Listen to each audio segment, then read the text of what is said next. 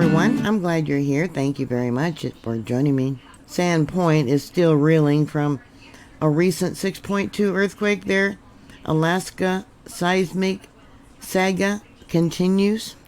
Earlier today, there was an earthquake there in Kamchatka, Russia, that I reported. That was a large earthquake, too, due to a subduction, just like this is. This earthquake, the 6.2, occurred at 2:28 p.m. Alaska time. That's it right there. It was 81 kilometers southeast of Sand Point, so that would be actually about 50 miles. This earthquake is an aftershock of the July 16th magnitude 7.3 earthquake that occurred in the same region. I tried to mark a lot of the earthquakes that were magnitude 4 or greater. I started out with, all of them, but there's just too many of them.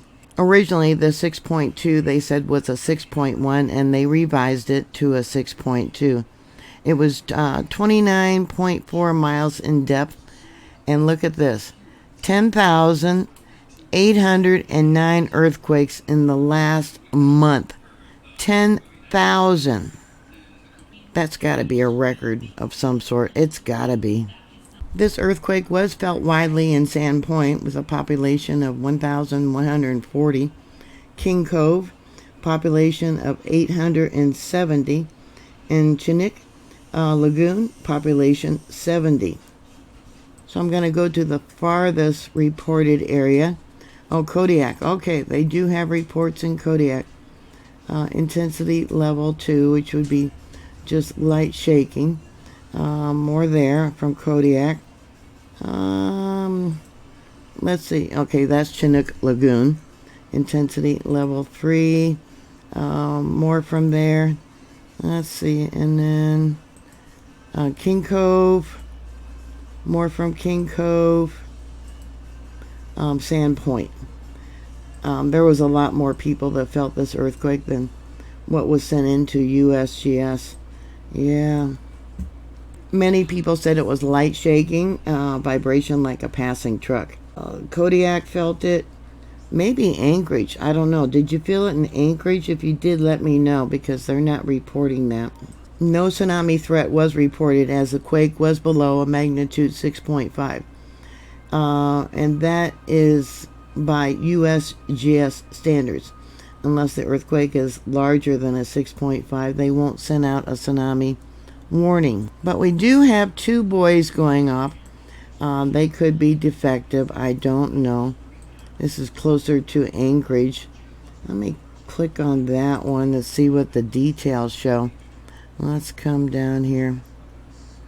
Yeah, there was evidently a large water column. Yeah, so I don't know. Maybe it's a Russian sub that snagged onto the anchor for the buoy. I don't know. Now, originally when they had the magnitude 7.3, they said there was only a 10% chance for a magnitude 6 or greater within a week. Well, they did. They had the 6.2. This is an area that got drawn out in orange, the Shumagan Gap, as they call it. And it is moving, subducting in this one location between 64 and 65 millimeters a year. So that would be about 2.5 inches of movement. And there's 2 lines through here.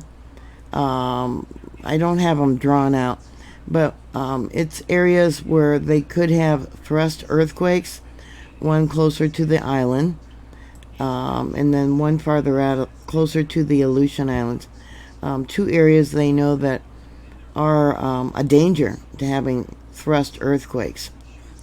And both today's earthquake and the 7.3 were thrust earthquakes.